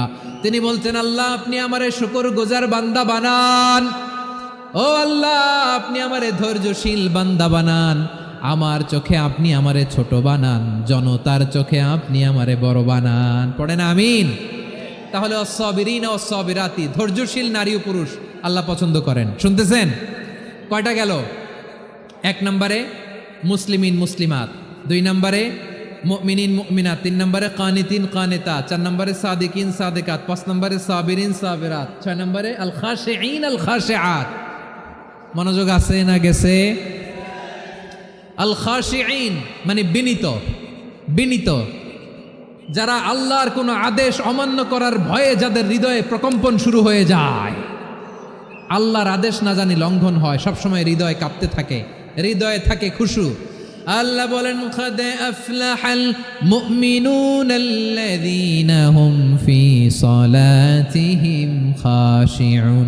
সফল হয়েছে ওই ব্যক্তিরা যারা ঈমান এনেছে আর যারা নামাজের মুসল্লায় যখন দাঁড়ায় তারা বিনীতভাবে আল্লাহর সামনে দাঁড়ায়। নামাজের জায়নামাজে যখন দাঁড়াবো আমরা ভাববো হতে পারে এটাই আমার জীবনের শেষ নামাজ। আমার কলিজার টুকরা ময়মনসিংহের ভাইয়েরা, এই চিন্তাটা নামাজে যখন দাঁড়াই, এই চিন্তাটা মাথায় রাখা যাবে? যাবে? যখন দাঁড়াবো ভাববো হতে পারে this could be my last and final সালাত, হতে পারে এটাই আমার জীবনের শেষ নামাজ, ঠিক কিনা বলেন? তাইলে অন্তরে খুশু আসবে। অনেকে বলে, হুজুর নামাজে দাঁড়াই মনে থাকে না, কয় রাকাত পড়ছি ভুলে যাই, কি পড়ছি ভুলে যাই, দিন দুনিয়ার কথা খেয়াল আসে, সারা দিন যেটা মনে করতে পারি না নামাজে দাঁড়াইলে ওটা মনে পড়ে। এরকম আছে না নাই? আমাদের ঢাকায় হয় এটা, আপনাদের ময়মনসিংহে এটা হয় না? না, আপনাদেরও হয়। নামাজের মধ্যে সব কথা মনে পড়ে। এজন্য মনে করতে হবে এটাই হতে পারে আমার জীবনের শেষ নামাজ। খুশু, খুশু মানে হৃদয় এবং অঙ্গ প্রত্যঙ্গের স্থিরতা। এক সাহাবী নামাজ পড়ছেন আবার দাড়ি নাড়তেছেন, নামাজ পড়তেছেন এরকম চুলকাচ্ছেন, এই দৃশ্য দেখে বিশ্বনবী বললেন, ইন খাশাআত কলবুহু লা খাশাআত জাওয়ারিহুহু। তার অন্তরে যদি খুশু থাকতো, ওই খুশুর প্রভাব তার হাতে পায়েও দেখা যেত।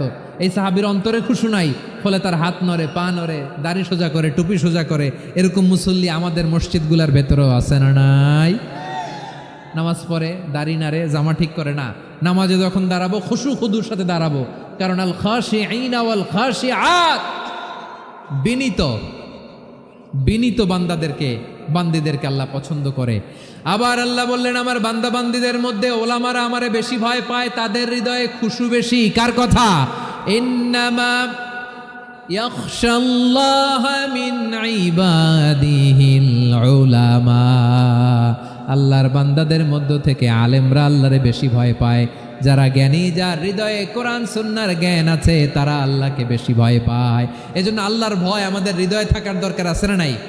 যাদের হৃদয়ে আল্লাহর ভয় আছে তাদেরকে পছন্দ করে কে? যাদের হৃদয়ে আছে আল্লাহর ভয়, তারা কবু পথে ভুলে যায় না। আল্লাহর প্রেম ছাড়া এই দুনিয়ায় কারো কাছে কোনো কিছু চায় না। রাতের আধারে যারা সেজদাতে রায়, দু চোখের শ্রুতে নদী যেন বয়। ছলনার হাছানি যতই আসুক, পেছনে ফিরেও সে তাকায় না। পড়েন সবাই। যাদের হৃদয়ে আছে আল্লাহর ভয়, তারা কবু পথ ভুলে যায় না। আল্লাহর প্রেম ছাড়া এই দুনিয়ায় কারো কাছে কোনো কিছু চাই না। ঠিক কি না? আল খাশিঈন আল খাশিআত, আমাদের হৃদয়টা থাকুক আল্লাহর ভয় দিয়ে সমৃদ্ধ। আমরা চাই কি চাই না? আল্লাহর ভয় যার হৃদয়ে থাকে সে কখনো পদস্খলিত হয় না, পদচ্যুত হয় না। ঠিক কিনা বলেন? তাহলে খাশিঈন খাশিআত। 7 নম্বরে আল্লাহ বললেন, আল মুতাসাদ্দিকিন ওয়াল মুতাসাদ্দিকাত, আমার প্রিয় বান্দা তারা যারা দান করে, দানশীল নারী এবং পুরুষ যারা দেয়, যারা দান করে তাদেরকে আল্লাহ পছন্দ করে। আপনারা দান করেন তো? হ্যাঁ, নাকি পকেট থেকে হাত বেরোয় না?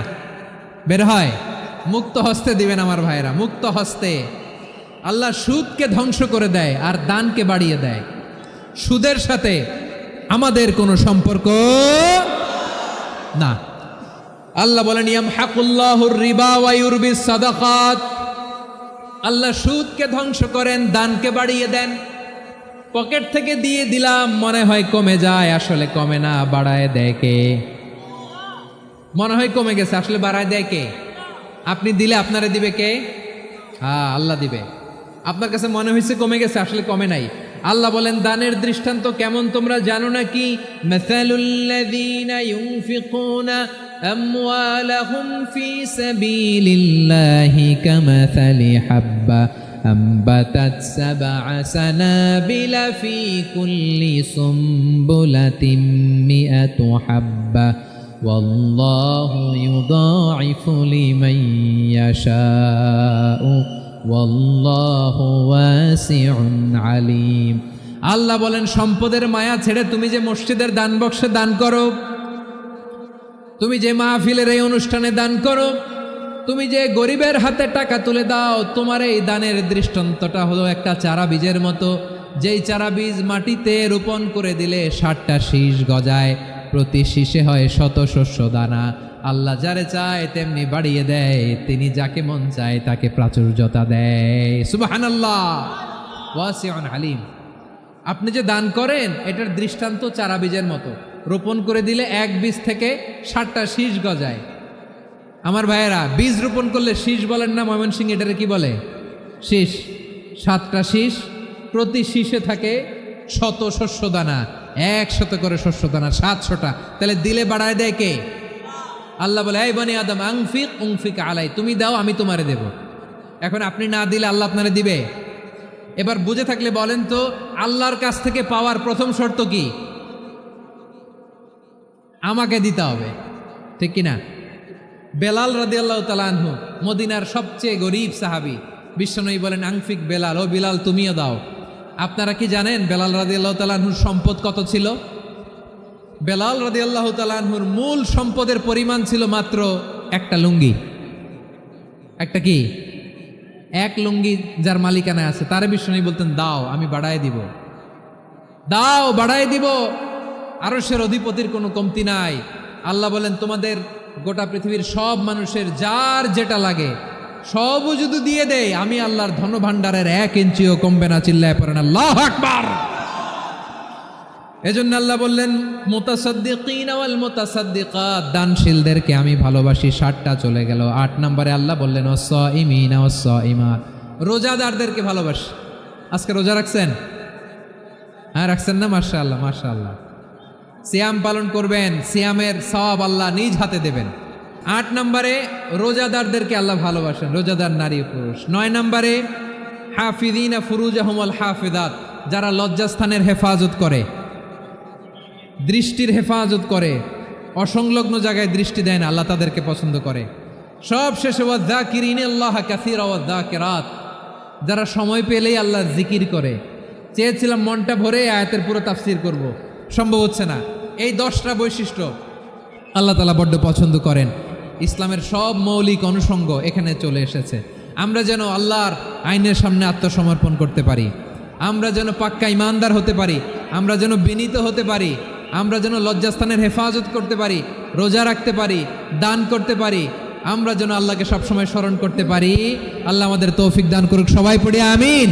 শবে বরাতের কোনো আমল আছে কিনা, শবে বরাতের রোজা ও নামাজের নিয়ম কি, সবচেয়ে বহুল জিজ্ঞাসিত প্রশ্ন এখনকার। শবে বরাত আসছে, যেটাকে আসলে হাদিসের ভাষ্যে বলা হয়েছে মধ্য শাবানের রাত। শবে বরাত না, এটার হাদিসের ভাষ্যের নাম কি? মধ্য শাবানের রাত। এই মধ্য শাবানের রাত বা মধ্য শাবানের রজনী, এই রাতে যেটাকে আমরা শবে বরাত বলি, এই রাতের নামাজের নিয়ম কি? কয় রাকাত পড়তে হবে, কোন রাকাতে কোন সূরা কতবার পড়তে হবে, এটা বহুল জিজ্ঞাসিত একটা প্রশ্ন। এবং এ ব্যাপারে আমরা অনেকে জানি যে শবে বরাতের নামাজে এত রাকাত পড়তে হবে, সেখানে সূরা কুল হুয়াল্লাহ, ইখলাস এতবার পড়তে হবে, ইত্যাদি ইত্যাদি। লাইলাতুল কদর ছাড়া অন্য যে সমস্ত রাতের ফজিলত আছে, এর মধ্যে 10টা রাতের কথা আল্লাহ তাআলা শপথ করেছেন, ওয়াল ফাজরি ওয়া লায়ালিন আশর। সে 10টা রাত হলো জিলহজের প্রথম দশক।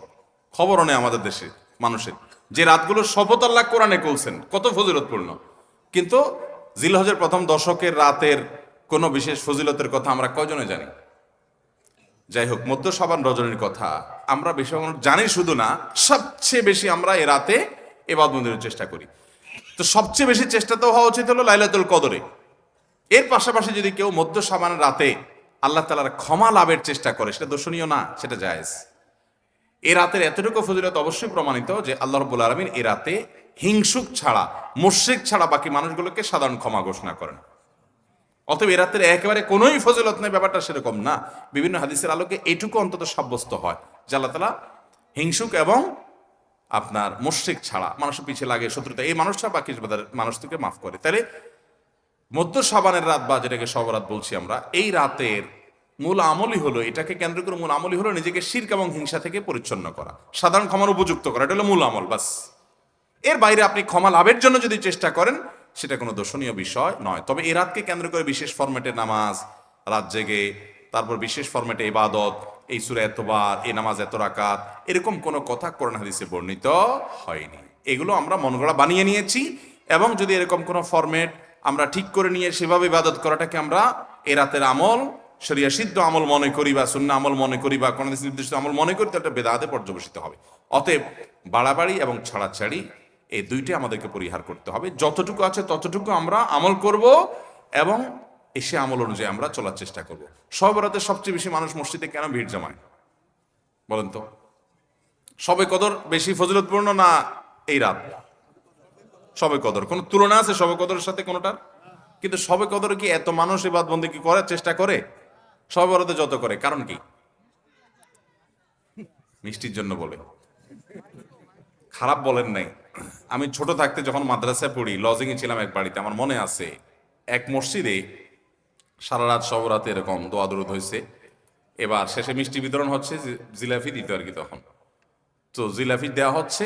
তো এক আল্লাহর বান্দা তার যে জিলাপি দিচ্ছে, সবাই দুটো দুটো করে দিচ্ছে, ভুলে তার একটা পড়ছে আর কি। পরে সেই জিলাপিটা নিয়ে এসে বাইরে ওই মুয়াজ্জিন বেচারার 14 গোষ্ঠী গালিগালাজ করতে করতে বলতেছে, যে সারা রাত বেটা সবচেয়ে বেশি কানলাম আমি, আর দিছে আমার একটা। আল্লাহর কাছে এই নসিব চাই এই একটা জিলাপি নিয়ে পাইলাম, সে কানতে কানতে মজনডে গালিগাছ করতে উঠতে যাচ্ছে। আমার ছোটবেলার ঘটনা। যাই হোক, তো মিষ্টির জন্য যায় না, এটা পুরোপুরি সঠিক না। এত অভাব পড়ে না যে সারা রাত মানুষ মসজিদে পড়ে থাকবে একটু মিষ্টি একটা প্যাকেটের জন্য, আমার মনে হয় না। আমার যেটা মনে হয়, সবচেয়ে বেশি মানুষ এ রাতে বাদবন্দির চেষ্টা করে, কারণ মানুষ মনে করে এ রাতে ভাগ্য নির্ধারণ হয়। অতএব এক রাতে বাদবন্দি করে যদি সারা বছরেরটা ফাইনাল করে ফেলতে পারি, মন্দ কি? এই হলো মূল কাহিনী। আল্লাহ তাআলা আমাদেরকে বিশুদ্ধ পদ্ধতিতে ইবাদতবন্দি করার তৌফিক দান করুন।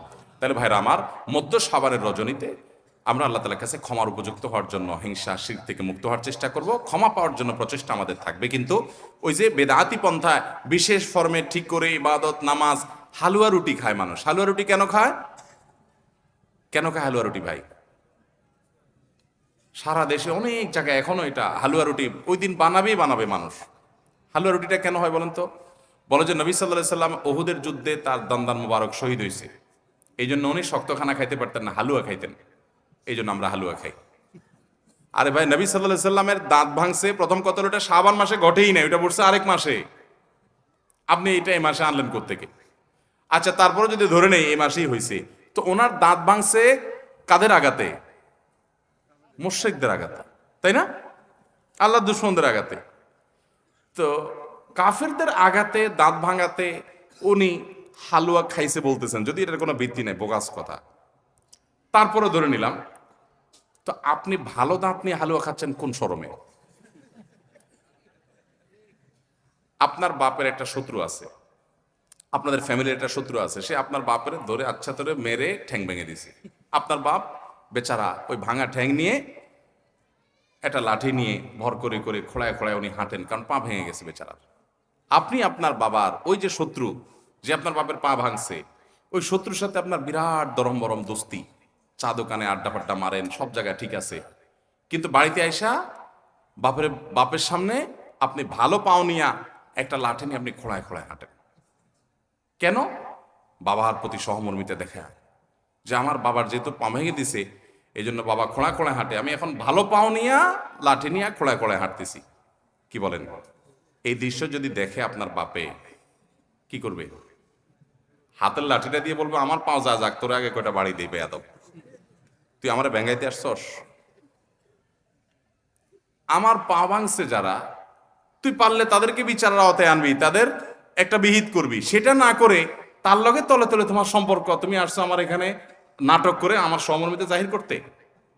নবী সাল্লাল্লাহু আলাইহি সাল্লামকে যারা দাঁত ভাঙছে তাদের সাথে তো দোস্তির কোনো কমতি নেই, তাদের প্রতি তো আপনার সহমর্মিতার কোনো কমতি নেই, ওয়ালা বারা বলতে কিচ্ছুই নেই। কিন্তু আপনি হালুয়া খায়া ভালো দাঁত নিয়া আপনি নবী সাল্লাল্লাহু আলাইহি সাল্লামের প্রতি সহমর্মিতা প্রদর্শন করছেন, এর চেয়ে হাস্যকর আর কি হতে পারে? আল্লাহ আমাদেরকে সঠিকভাবে দিন পালন করার তৌফিক দান করুন। সবরাতে আসলে ওই যে আগে এক সময় আমরা দেখতাম পটকা ফুটতো, বাজি ফুটাইতো, যাক আলহামদুলিল্লাহ এগুলো পুলিশ প্রশাসনের নির্দেশনার কারণে থামছে। এরপরে ওই যে আতশবাজি করা, রাতে গোসল করা, অনেক তামাশা আমাদের সমাজে আছে সবরাতকে কেন্দ্র করে, শত শত বেদাতের আয়োজন এই রাতকে কেন্দ্র করে আছে। আল্লাহ আমাদেরকে এগুলো থেকে বেঁচে থাকার তৌফিক দান করুন। আমরা আল্লাহর কাছে ক্ষমা লাভের চেষ্টা করবো, আল্লাহ আমাদেরকে ক্ষমা লাভ করার, ক্ষমা পাওয়ার তৌফিক দান করুন। আঠা দিয়ে ইঁদুর মারা ও ইলেকট্রিক ব্যাট দিয়ে মশা নিধন করা কি জায়েজ আছে না হারাম? আঠা দিয়ে ইঁদুর মারার যে একটা সিস্টেম আছে আমাদের দেশে, এটা জায়েজ নাই, এটা কোনো অবস্থাতে জায়েজ নাই। কারণ এটা খুবই মর্মান্তিক, এটা খুবই অমানবিক, এটা খুবই অমানবিক। কারণ আঠা দিয়ে ইঁদুর মারার এক দুইটা দৃশ্য আমি দেখেছি। এখানে যেটা হয়, ইঁদুর আঠার উপরে উঠে গেলে এরপরে দেখা যায় ওই অবস্থায় তার মৃত্যু হওয়ার আগ পর্যন্ত সে ওই আঠা থেকে তো আর নড়তে পারে না, ওই অবস্থা পড়ে থাকে। এবং যে ব্যক্তি ইঁদুর ধরার জন্য ফাঁদ আটছে আঠা দিয়ে, ওই ব্যক্তিও আর ওই ইঁদুরকে আঠা থেকে বের আলোক করতে পারে না। আলোক করতে গেলে চামড়া, শরীর সব আলাদা হয়ে যায়, ছিঁড়ে যায় জীবন্ত। তো এতটা অমানবিক ভাবে তাকে হত্যা করার কোনো প্রয়োজন তো আপনার পড়ে নাই। আরো তো বহু পদ্ধতি আছে, তাকে আপনি হত্যা করেন, বিষ প্রয়োগ করে হত্যা করেন। যে প্রাণী আপনার উপদ্রব করে, আপনার কষ্ট দেয়, আপনি তাকে হত্যা করতে পারেন আপনার উপদ্রব থেকে বাঁচার জন্য, সেটা জায়েজ আপনার জন্য।